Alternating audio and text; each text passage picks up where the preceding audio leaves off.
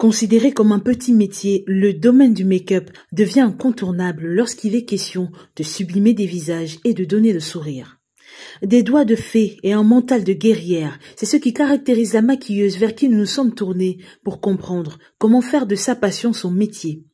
Estelle Basson, jeune maquilleuse, nous explique son parcours. Nous l'avons suivie dans les rues de Yaoundé. Dans les années 2017, il y a la révolution du maquillage, du make-up sur YouTube. Donc pendant cette année-là, je passe tout mon temps sur ce réseau-là, YouTube. Je regarde des vidéos sur comment tracer ses sourcils, faire son teint, faire la bouche et tout. Et pendant cette période, je restais à Essos chez ma grand-mère et à côté, il y avait un marché. Donc quand je voyais un nouveau produit sur une vidéo que je ne connaissais pas, j'allais au marché et pour me renseigner auprès des vendeurs. Et puis j'achetais l'article et je commençais à m'entraîner. Donc je faisais ça chaque jour. Et puis j'ai commencé à me perfectionner petit à petit. Donc un jour, en venant faire mes courses toujours de maquillage, le vendeur qui est sur place, pendant que j'achète, il regarde mon maquillage. Il me donne quand même le produit que je suis venue acheter. Et puis il me demande qui t'a maquillé. Je dis moi-même. Il dit ah bon. Et je dis oui, vraiment c'est moi. Il me dit qu'est-ce que tu fais pendant les vacances? Je suis à la maison. Il dit pourquoi tu restes à la maison? Tu peux venir ici. Ici, bon, la période là, on maquillait à 1000 francs. Une face. La face d'une femme, le maquillage c'était 1000 francs. Et il m'a dit, je peux venir me faire des sous que de rester à la maison et autres. Je n'avais rien à faire donc. Ces vacances-là de 2017, je venais là chaque jour. On commençait le matin et on finissait aux alentours de 22h, parfois 23h. Il y avait vraiment beaucoup de femmes. Je pouvais maquiller en moyenne 20 femmes par jour.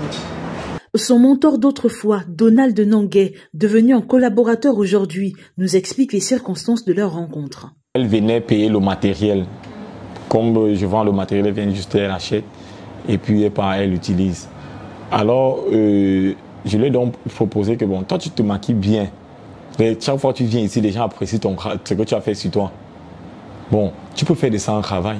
Étant donné qu'ici nous avons besoin de la main d'œuvre pour travailler, je l'ai employé pour qu'on essaie de voir comment on devait travailler ensemble.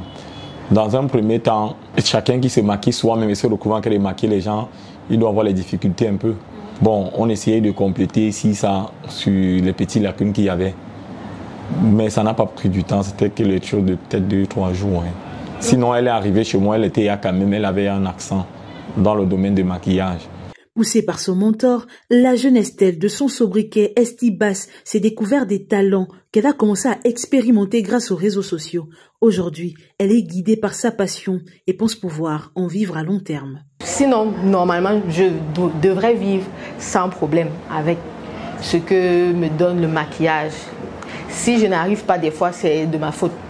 Donc, c'est juste la mauvaise gérante, mais sinon, je m'en sors très bien avec le maquillage. Ayant collaboré avec des stars camerounaises telles que Coco Argenté ou encore Karimo, la jeune dame se fera un chemin dans le domaine du make-up au Cameroun. Des étoiles plein les yeux, elle se voit ouvrir son institut et faire partie des plus grands du Cameroun et peut-être même de l'Afrique.